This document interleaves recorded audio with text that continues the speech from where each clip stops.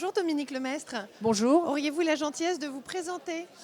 Bonjour, je m'appelle Dominique Lemaitre, je suis directrice du mécénat à la Fondation de France, c'est-à-dire responsable de l'équipe qui conçoit les programmes de distribution de fonds de la Fondation de France et qui accompagne les 800 fondations qui travaillent sous notre égide. Vous avez une bonne connaissance des donateurs français. Est-ce que vous pouvez nous dresser un peu leur portrait ? Alors d'abord, la sphère du mécénat est très dynamique. Ça fait quelques années maintenant que malgré les difficultés économiques, c'est un monde qui se développe.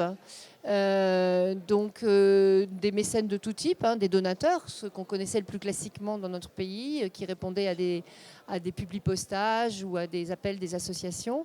Mais petit à petit aussi, des gens qui, en même temps qu'ils décident de consacrer une partie de leurs moyens à la philanthropie, décident de s'intéresser de près au sujet vers lequel ils s'engagent. Donc chez nous, ça s'appelle un fondateur ou un grand donateur qui va venir beaucoup plus jeune qu'avant, s'engager en faveur d'une cause, en s'intéressant à la façon dont le problème se pose et aux acteurs qui proposent des réponses pour apporter des solutions à ce problème. Alors, ils sont plus jeunes, ils veulent être plus renseignés. Est-ce qu'ils sont plus connectés aussi ? Oui, alors tout ça à la fois. Ils sont évidemment plus connectés parce que dans leur vie professionnelle, les fondateurs sont souvent des gens qui ont eu une vie professionnelle bien remplie. Et évidemment, personne ne peut rester aujourd'hui non connecté, notamment dans la sphère professionnelle. Donc ce sont des gens connectés. Ce sont des gens qui n'attendent pas la fin de leur vie pour s'intéresser pour se pencher sur l'intérêt général, quelle que soit la cause, une cause sociale, environnementale, la recherche, la culture.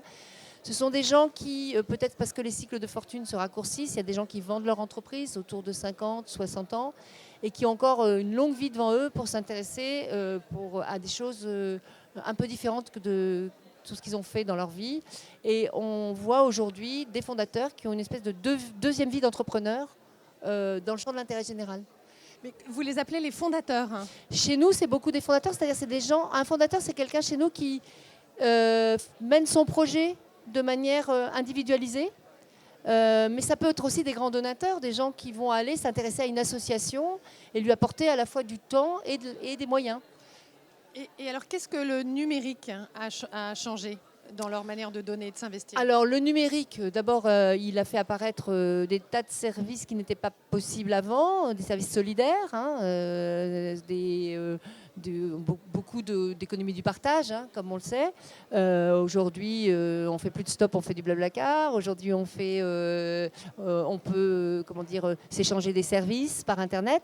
Et puis, il a fait naître un phénomène que tout le monde maintenant identifie, qui est le crowdfunding, qui d'ailleurs n'est pas un phénomène uniquement dans la sphère d'intérêt général. Il y a du crowdfunding aussi dans le champ lucratif et culturel en particulier.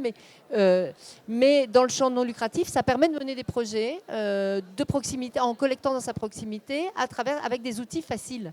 En un clic, on peut faire un don. Et puis, il y a aussi, si on parle de nouveaux philanthropes, il faut aussi parler des jeunes. Les jeunes, par exemple, font beaucoup de courses solidaires aujourd'hui. C'est-à-dire, ils couplent une passion qu'ils ont ou leur loisir avec l'envie de faire quelque chose d'utile pour un projet qui les touche. Donc, on a une espèce de pluriforme d'engagement aujourd'hui, qui est franchement une très bonne nouvelle. Ce qui peut-être ce qui est une opportunité pour les associations, mais aussi ce qui complique leur manière de communiquer, puisqu'ils doivent communiquer auprès de différents profils. Aujourd'hui, il faut être très agile, c'est certain. Je pense il faut être agile dans le champ associatif, comme il faut être agile dans l'entreprise, comme il faut être agile. Voilà, les choses vont vite. Il y a beaucoup d'innovations, et donc il faut se tenir au courant. Mais il y a aussi, en même temps qu'il y a ces innovations, il y a aussi beaucoup de services gratuits, on va dire, pour les associations. Des outils qu'on trouve sur Internet pour communiquer, pour collecter des fonds, pour atteindre plus facilement les appels d'offres, etc. Je voyais un nouveau projet ce matin sur ma boîte qui arrivait dans ma boîte mail.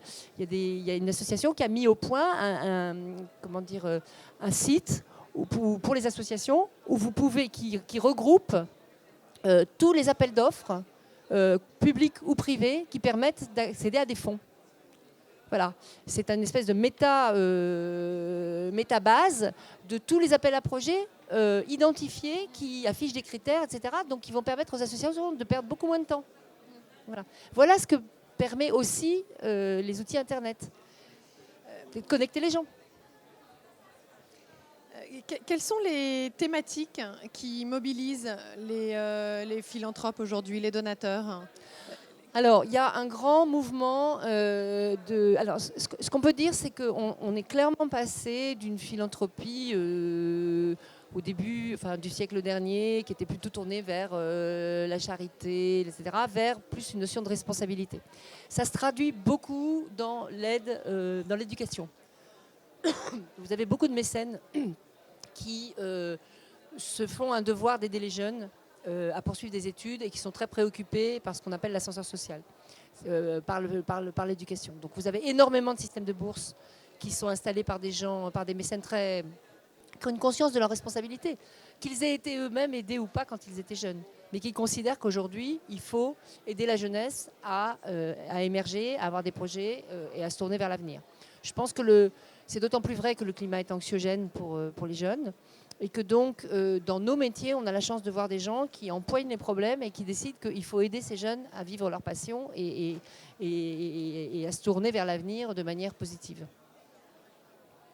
Et l'environnement Alors l'environnement, bien sûr, l'environnement, évidemment, même si c'est lent. C'est lent. Ça vient, mais c'est lent. C'est-à-dire que pendant très longtemps, alors je pense que toutes les grandes manifestations publiques comme la COP21 contribuent maintenant à sensibiliser les citoyens et que nous, on en a des retombées dans nos métiers. Il y a des gens qui commencent à faire des fondations sur ces sujets. Alors, d'abord des entreprises, moins de particuliers, mais on commence à avoir des particuliers aussi qui s'intéressent à ça.